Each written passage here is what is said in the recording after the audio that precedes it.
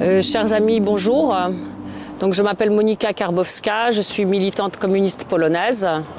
Chers amis à Odessa, je vous salue tristement pour cet anniversaire.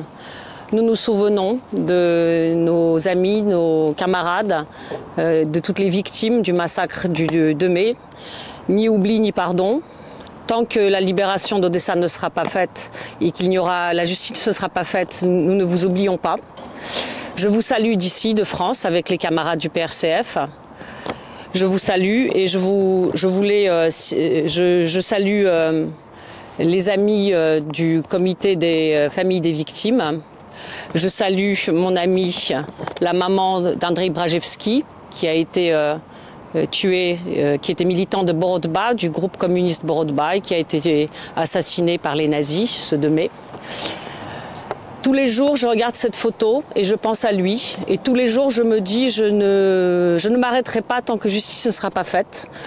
Et tous les jours, je dis que justice sera faite et je garde espoir et je lutte. Aujourd'hui, nous continuons de lutter. Comme j'ai essayé de lutter en 2014 et 2015, donc à destination des citoyens français, je voulais juste signaler que je connaissais la gauche, les communistes ukrainiens et les trotskistes aussi ukrainiens du groupe Protiv Tchétchénie avant le massacre. Je connaissais depuis 2013. J'ai eu très vite connaissance de ce qui se passait à Odessa. Dès que j'ai pu, j'y suis allée fin juin 2014. J'ai documenté grâce aux amis, j'ai ramené des images, j'ai ramené des informations et des contacts. J'ai essayé d'alerter justement la gauche communiste, la gauche occidentale tout court. J'y suis retournée en 2015 pour la première commémoration du massacre, pour la manifestation pour la justice. Nous avons organisé la tournée antifasciste avec les camarades ici de France. Et en janvier 2015, la tournée antifasciste avec deux militantes du comité des maires d'Odessa ici, qui sont venues d'Odessa ici en France. Nous avons tenté d'alerter le public français et surtout nous avons beaucoup lutté pour qu'il y ait une enquête internationale faite par l'ONU. Parce qu'il n'y a eu aucune enquête, il n'y a eu aucune justice. Personne n'a été poursuivi en Ukraine. La justice ukrainienne est complètement aux ordres des bandéristes, la police encore plus, n'en parlons pas. Et effectivement, il n'y a jamais eu de procès.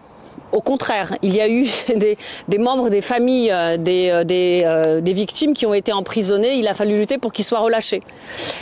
Donc voilà, donc c'est les innocents qui sont en prison en Ukraine et ce sont les coupables qui ont le pouvoir.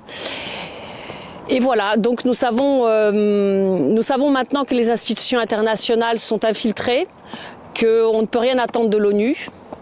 C'est aussi pour cela que l'année dernière, lorsqu'a commencé l'opération spéciale, je n'étais pas étonnée de ce qui se passe. Je savais que la guerre a lieu. Je n'étais pas étonnée. Aujourd'hui, 1 an après, je pense que la seule façon de s'en sortir est que l'Occident arrête d'armer l'armée ukrainienne, arrête d'armer les bandéristes. Il faut absolument que la paix revienne et que des négociations de paix reviennent. Et ce n'est que comme ça qu'on arrivera à pacifier l'Ukraine, à la dénazifier et à rendre la liberté aux citoyens d'Odessa, parce que l'Ukraine actuellement est une dictature. Le 1er mai est interdit, le Parti communiste est interdit, de nombreux militants sont en prison, ils ont été assassinés, ils ont été obligés de fuir. Voilà, donc je suis absolument contre ce qui se passe en Europe. Je voulais signaler que je connais aussi des militants polonais, communistes et même des militants de droite qui sont contre la guerre. Hier, ils ont manifesté le 1er mai très courageusement contre le bandérisme en Pologne, contre le gouvernement polonais qui arme l'armée ukrainienne, qui permet aux Américains de faire ce qu'ils veulent et donc d'envoyer des armes occidentales en Ukraine. Ces militants polonais, je les salue aussi, ils sont très courageux. Nous voulons des négociations, nous voulons la paix et nous voulons la justice. À bas le fascisme! À bas le fascisme!